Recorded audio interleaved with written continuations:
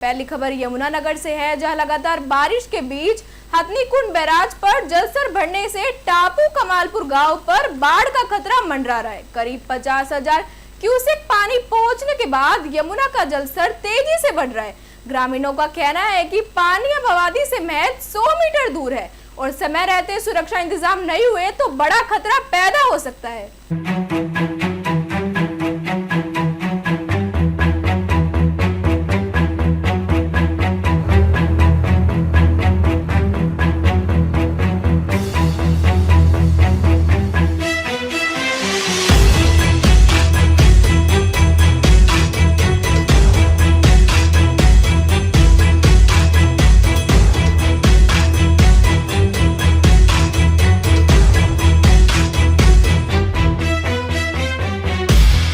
में समा गई थी।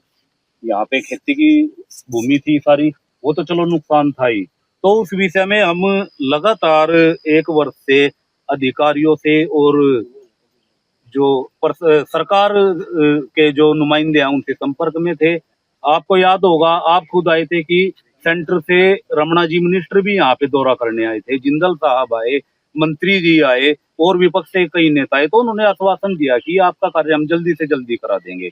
तो इस विषय में हम लगातार इरिगेशन डिपार्टमेंट के टच में रहे।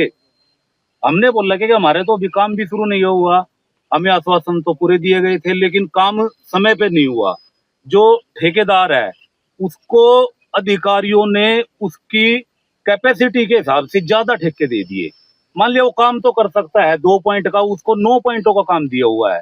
ठेकेदार ने टाइम पे यहाँ पे 13,000 कुछ इनका पैमाना होता है वो पत्थर आना था। फिलहाल टिल डेट तक आज आप लगाओ तो 10 जुलाई तक सिर्फ 9,000 के करीब पत्थर आया है और लगा तो देख लिया आप कितना लगा है। तो ये टोटल मिलीभगत अधिकारियों की और ठेकेदार की है कि जैसे ही यमुना में पानी आएगा पत्थर को रिड़का के पैमाइश पूरी करके इनको अपनी खाना पूर्ति कर देनी है। कितने करोड़ का ठेका? ये लगभग मेरे अंदाजे में 4 या 5 करोड़ का हमारे पॉइंट का ठेका है।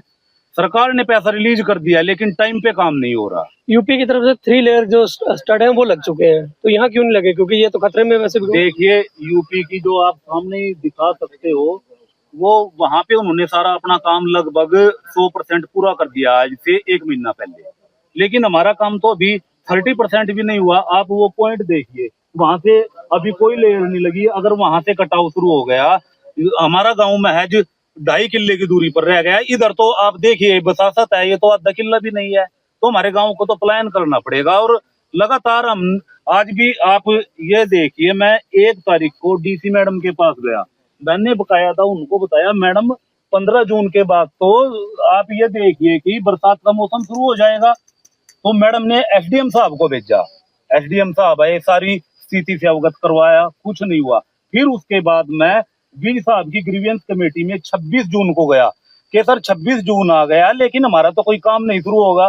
डीसी मैडम ने एसडीएम साहब को भेजा, वो आए, फिर कुछ नहीं हुआ। फिर मैंने एमपी साहब को, जिंदल साहब को रिटर्न में दिया कि सर हमारा काम नहीं हो रहा है। आप लास्ट ईयर आए थे, यहाँ पे बोल के गए थे कि हम जल्दी काम कराएंगे आपका, लेकिन हम ठेकेदार को लगातार बोलते रहे।